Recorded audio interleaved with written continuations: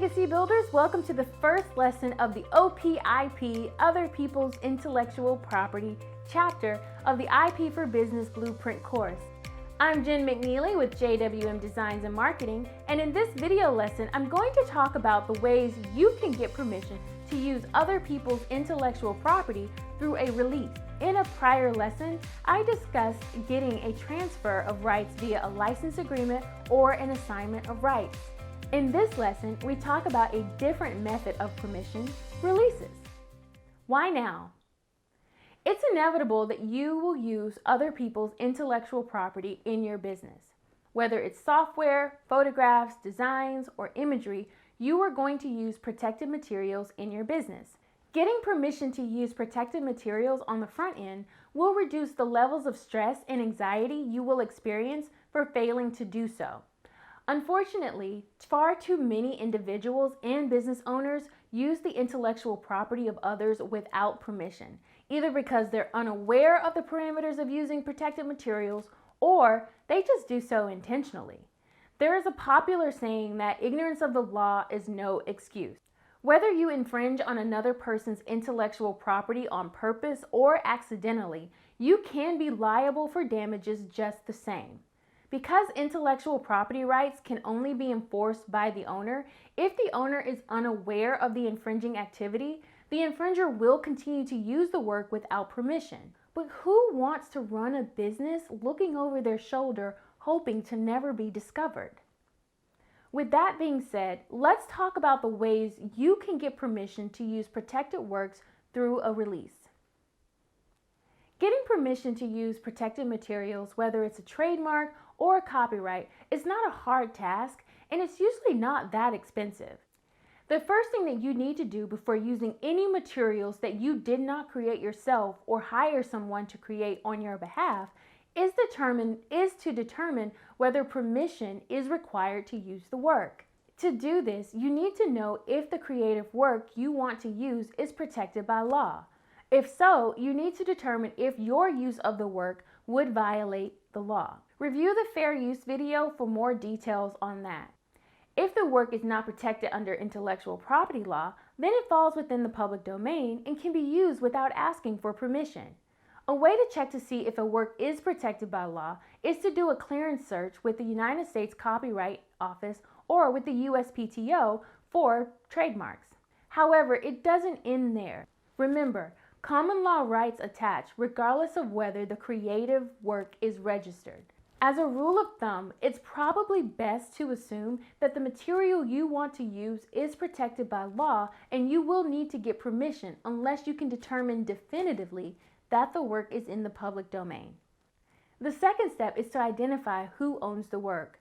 This is probably an obvious next step because you can't get permission to use a work if you don't know who the owner is, right? This can be a simple or difficult process depending on the nature and age of the work. If it is a trademark or service mark, then it's likely that you will know who the owner is because trademarks and service marks are all about identifying the source of a product or a service. But what about copyrights? The first thing you should do is look for the copyright notice that usually accompanies the work. For example, if you flip open the cover of your favorite book, you may see Copyright 2020 Acme Publishing. You can reach out to the copyright owner and then start the process of getting permission to use the work. But what if the copyright has been passed through several owners over the years? What then? Well, at that point, you will need to sort of reverse engineer your research and start with the last known owner. If the material is registered with the United States Copyright Office, there should be a record of the transfer of rights. What if there are multiple owners of the copyrighted work, like with music or motion pictures? How do I get permission in that case? With each industry, there is a process for identifying the owners of copyrighted work. You will need to research the specific industry for the work and start following their steps to get permission. In a separate lesson, I will go into more detail for tracking down the owners of copyright materials. The third step is to determine what rights you need. Do you want to display the protected work in an advertisement, or are you wanting to incorporate it in a finished work like a craft or a design? Remember that a copyright consists of a bundle of rights that include the right to reproduce, perform, distribute, display, or create derivative works. You will need to be specific when getting permission from the owner as to how you plan to use the work. For example, if you want to make and sell a line of t-shirts with verses and character depictions from a novel, you will likely need the right to reproduce, display, and distribute the designs. Be prepared to pay fees for the permission to use the protected materials. Depending on the nature of the rights you need, you may need to negotiate fees with the copyright owner to ensure that you are able to profit from the use of their work. I mean, really, what's the point of spending all of your potential profit on a fee for permission to use materials from the copyright owner? Some IP owners may not charge you at all for permission and may consider your use as free advertisement. Others may charge you a nominal fee or ask for a percentage of your sales. Have an idea of what you're willing to pay for permission beforehand and factor that into your decision-making process. Also, when determining the scope of the rights that you want permission to use, you need to also specify the term, the geographic territory, and the exclusivity of the permission. Keep in mind that the more exclusive the agreement, the more likely the cost of the permission will be higher. Lastly, you need to make sure that you give yourself ample time to get permission to use the protected material before you publish the work. This means that you want to try to get permission the moment you realize you want to use someone else's intellectual property. Do not seek permission after your project is complete because there is always the possibility you will not be given permission to use the materials as you want. Here's a recent example of a friend of mine who ran into this issue last Christmas. She is a crafter and she sells handmade ornaments and decorations. She wanted to sell Dr. Seuss's How the Grinch Stole Christmas themed designs. She created several designs and began advertising them. She later reached out to the owner of the intellectual property for Dr. Seuss to get a license to sell the items.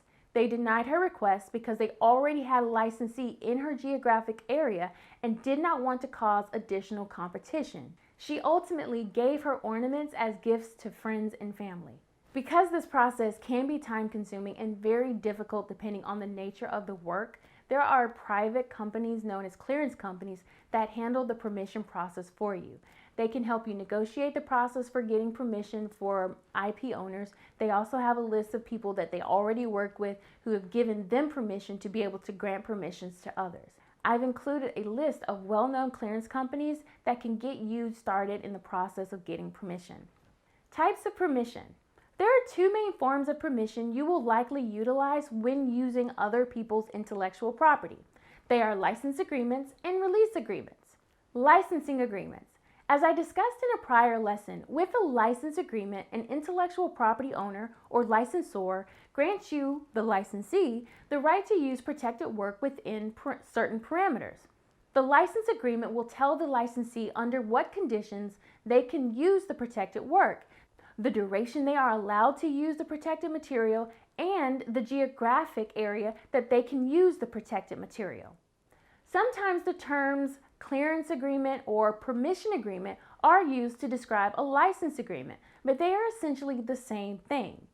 In my lesson about transferring your copyright, I discussed the elements that make up a good license agreement. In your e-notebook for this course, I have included a sample license agreement that you can use, modify, and make your own. Release agreement. A release agreement is when someone with an ownership interest in intellectual property, the releasor, releases you, the releasee, from liability for a particular activity. This means that the owner of the intellectual property is agreeing to give up their right to sue you based on a specific set of circumstances. Releases help business owners avoid the potential for future lawsuits that may arise from someone's right to privacy, the right to be left alone, or the right to publicity, the right to control how a person's image, persona, voice are used to sell something. For example, to appear in most commercials on television, models are required to sign a release before filming. It is important to remember that with a release agreement, the releasor will not get any paid royalties or compensation for the use of their work or image. They are essentially giving up any future claim of profit. Here's a pro tip. There are times when a license includes release language, and you should be mindful of the fine print before you sign your rights away. Always have an attorney or trusted advisor review your agreements before signing them. The title of an agreement is not always indicative of the content of that agreement. So what do you need to get a release? There are several different types of releases, and depending on the purpose and subject of the release, you may or may not need a release at all. For example, if you plan to reproduce someone's image or voice in a photograph, video, or other representation for commercial purposes, you should consider having that person sign a release to use their likeness. The release does not need to be long and drawn out, but it needs to be clear to the releasor how their image and likeness will be used. This will help protect you from claims that you violated their right to privacy, right to publicity, or that you defamed them. However, if you take photographs in public where people happen to be present, so long as you post signage informing those around that you are taking photographs for a commercial purpose and the images of the individuals in the area are blurred and not readily recognizable, you will not need a release for every person that walks by. Think of all of the images you've seen of crowded public areas. You've probably noticed that the images of those who are not in the main focal point of the photograph are usually distorted in some way as to make them unrecognizable. If you are interviewing someone, you should consider getting a release from that person that allows you to use their statements from the interview. While it is not required and may not even be possible, it is best practice to get a release from the person should they accuse you of taking their statements out of context. If you can't get a signed release from the interviewee, ask them if they're willing to give oral consent on the audio or video recording of the interview. What if you are taking pictures on location and there are buildings in the background? Do I need a release? Well, it depends. Under limited circumstances, trademark law can protect against the reproduction of a building's appearance. For example, Cinderella's castle in Disney World in Orlando, Florida, is an iconic building. Hundreds of thousands of tourists have taken photos with that building in its background, but that building functions as a trademark that belongs to the Disney Corporation. If you intend to use the building in the foreground of an advertisement for your business, you may need to get permission from Disney to use the image. There are some situations where you do not need to get a release in order to use someone's image or likeness. Let's say you are a documentary maker and you want to feature the images or names of people related to the subject of your documentary. Because your purpose for using the images or names is informational, you do not necessarily need to get a release. Now, if the documentary is defamatory or creates a false impression of the individuals featured, then you will need a release to protect you from potential liability. A question that I often get asked about is website content. Does it matter whether a website is informational or commercial when it comes to getting permissions? Do you need a release for the content on your website? Well, it depends. Because your website can have both informational and commercial purposes, you may need a release for some content but not for others. For instance, let's say you sell t-shirts and use images of models wearing the shirts on your website. You should get a release to use those images from the photographer. But what if you have an entertainment or current events news blog and you are commenting on a public figure or celebrity? You don't need to get a release from the public figure to show them on your website. However, you may need to get the permission of the photographer who took the photograph if your purpose for using the photograph does not fall within the parameters of fair use. So, how do you get permission? Once you know who owns the IP, where to locate them, and what rights you want granted, the next thing to do is get permission in writing. Whether it's a release or a license agreement, you need to get it in writing. I have created email templates that you can use for requesting permission for other people's intellectual property. You will find those in your downloadable e-notebook for this course. Each IP owner may have a specific process or criteria for granting permission, and you should follow their steps. I also have created sample releases that you can modify for your specific situation. One key thing to remember when getting a release is to make sure that the person who signs the release has the authority to grant the release and understands what they are releasing. If you are working with someone under the age of 18, you will need the parent or legal guardian of the minor to have a valid release. If you are using a stock photo service, most stock image companies have a blanket release that you get upon purchase of the image.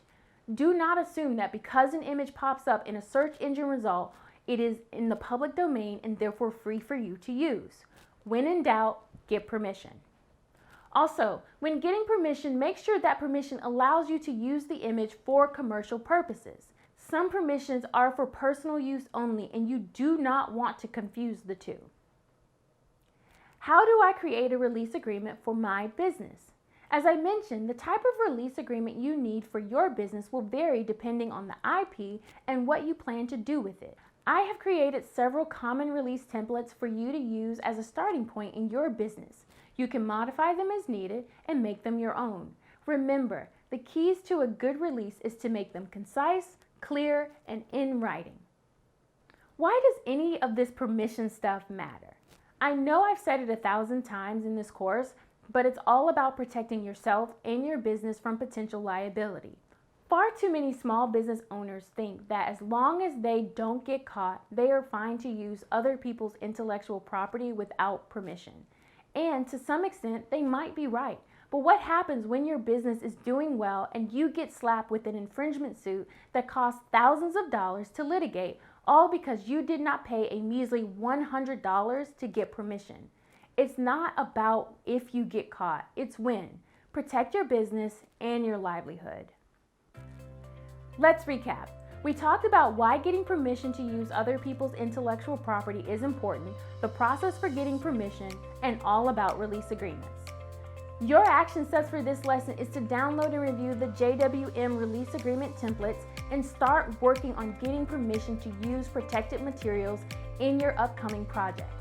I hope you found this first lesson on getting permission to be helpful in understanding potential ways to get access to other people's intellectual property.